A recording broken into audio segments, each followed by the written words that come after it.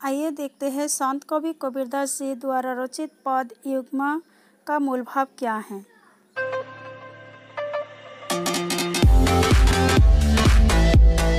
पद युग्म शीर्षक के अंतर्गत संकलित प्रथम पद के जरिए संत कवि कबीरदास ने यह बताया है कि सभी जीवों के दिल की धड़कनों में परमात्मा का निवास है।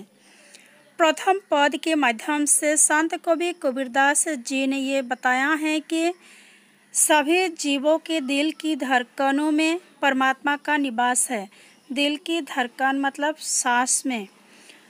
और बोला है कि सभी जीवों के दिल की धड़कन में, सभी जीव मतलब सिर्फ मनुष्य ही नहीं, जैसे गाय, भैंस, बकरी आदि सब, तो सभी जीवों के दिल की धड़कनों में परमात्मा का निवास है।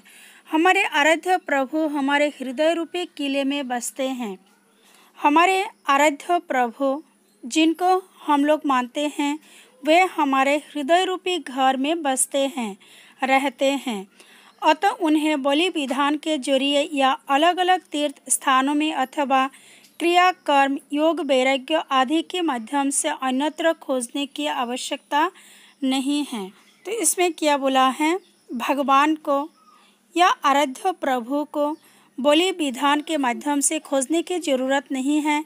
अलग अलग तीर्थ स्थानों में भी जाने की ज़रूरत नहीं है। तीर्थ स्थान जैसे हिंदू धर्म के लोग गया, काशी, वृंदावन जाते हैं, इस्लाम धर्म के लोग काबा शरीफ जाते हैं, तो ये सब करने की ज़रूरत नहीं है। अथवा क्रिया, कर्म, योग, वैराग्य आदि के माध्यम से अन्यत्र खोजने की भी आवश्यकता नहीं है। जैसे साधुओं का वेश धारण करते हैं, वैराग्य लेते हैं, ये सब भी करने की ज़रूरत नहीं है। जिनको खोजना आता है वे अपने हृदय के भीतर ही अनायास अपने आराध्य प्रभु को खोज लेते हैं। तो जिनको खोजना आता है, जो खोजना चाहता है, वे अपने हृदय के भीतर अर्थात हृदय रूपी घर में हमेशा अपने उपास्य प्रभु को खोज लेते हैं। डियर स्टूडेंट्स, आशा करती हूँ कि यहाँ तक आपको समझ में आ गया होगा। अगर आपको यह वीडियो अच्छा लगे तो ज़रूर सब्सक्राइब करें और बेल आइकन को प्रेस करें और अपने दोस्तों के साथ शेयर करें।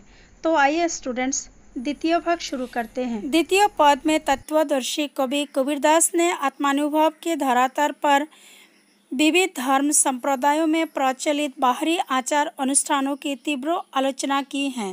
द्वितीय पद में बोला है कि आत्मानुभव के धरातल पर यानी कि फीलिंग्स के माध्यम से विविध धर्म संप्रदायों में प्रचलित जो आचार अनुष्ठान करते हैं, जैसे क्रियाकर्म भी करते हैं, रोजा रखते हैं, व्रत रखते हैं, पूजा करते हैं, नमाज पढ़ते हैं, तो ये सब की तीव्र आलोचना की है।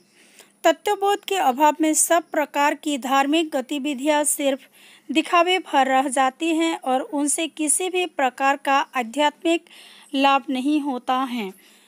इसमें बोला है कि तत्वबोध के अभाव में यानी कि धर्म के प्रकृत ज्ञान के अभाव में, रहस्य ज्ञान के अभाव में सब प्रकार की धार्मिक गतिविधियां सिर्फ दिखावे भर रह जाती हैं और उनसे किसी भी प्रकार का आध्यात्मिक लाभ नहीं होता है। तो वह सिर्फ ऊपर से ही जाता है, तो कोई लाभ नहीं होता है। आंतरिक पवित्रता के बल पर हम अपने भीतर ही परम तत्व के दर्शन कर सकते हैं। इसमें बोला है कि आंतरिक पवित्रता के बल पर, अपने हृदय की पवित्रता के बल पर अपने भीतर ही यानी कि अपने हृदय में ही परम तत्व के दर्शन कर सकते हैं, ईश्वर को देख सकते हैं, अनुभव कर सकते हैं। इस रूप में ही सहज भाव से आत्मा परमात्मा का मिलन होता है। तो इस प्रकार क्या करते हैं, हृदय से पवित्र होने से, पवित्र हृदय से ईश्वर को बुलाने से सहज भाव से आत्मा परमात्मा का मिलन होता है। प्रस्तुत पद में कवि ने इसी परम तत्व का खुलासा किया है। तो कवि कबीरदास जी ने इसी तत्व का, परम सत्य का ज्ञान दिया है द्वितीय पद के माध्यम से। तो डियर स्टूडेंट्स, आशा करती हूँ कि आपको ये दोनों पदों का मूल भाव समझ में आ गया है।